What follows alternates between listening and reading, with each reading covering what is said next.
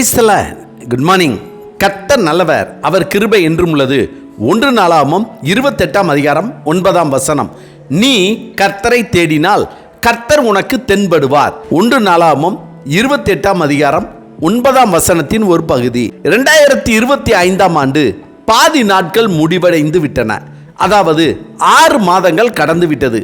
கடந்த நாட்களில் நம்மை தெரிந்து கொண்ட நம் தேவனாகிய கர்த்தர் நம்முடைய தேவைகளை சந்தித்து, கண்ணீரை துடைத்து, கண்மணி போல் பாதுகாத்து, ஒரு குறைவின்றி வழி நடத்தி வந்தார். இந்த 7ஆம் மாதத்தின் புதிய துவக்க நாளின் அதிகாலை வேளையில் தாவீது தன் மகன் சாலமோனுக்கு அறிவுரையாக கொடுத்த வார்த்தைகளை இன்று நம் தேவனாகிய கர்த்தர் நமக்கு எரேமியா தீர்க்கதரிசி மூலமாக அவைகளை உறுதிப்படுத்தி இந்த மாதத்தின் வாக்குத்தத்தமாக நமக்கு கொடுக்கிறார்.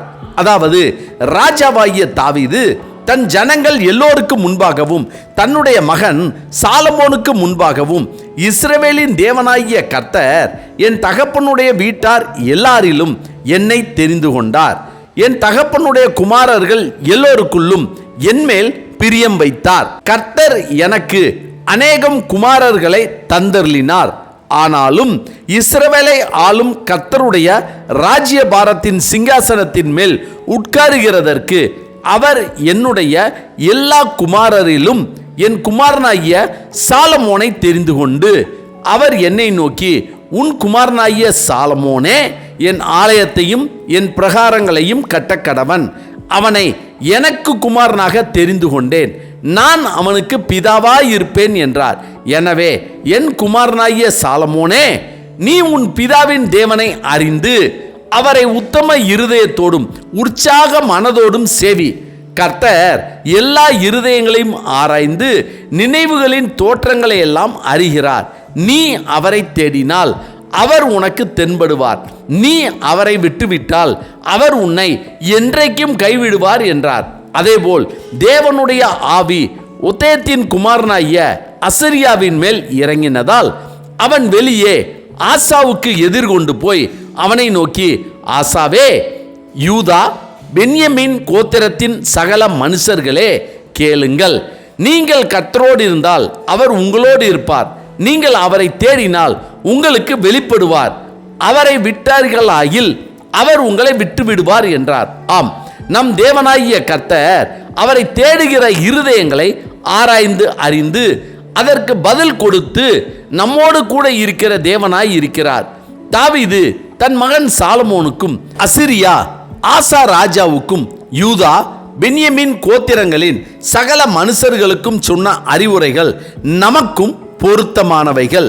இந்த வார்த்தைகளைத்தான் இன்று நம் தேவனாகிய கர்த்தர் எரேமியா தீர்க்கதரிசி சொன்ன வார்த்தைகள் மூலமாக நமக்கு உணர்த்துவது என்னவென்றால், உங்கள் முழு இருதயத்தோடும் என்னை தேடினீர்களானால் என்னை தேடுகையில் கண்டுபிடிப்பீர்கள், நான் உங்களுக்கு காணப்படுவேன் என்று கர்த்தர் சொல்கிறார்.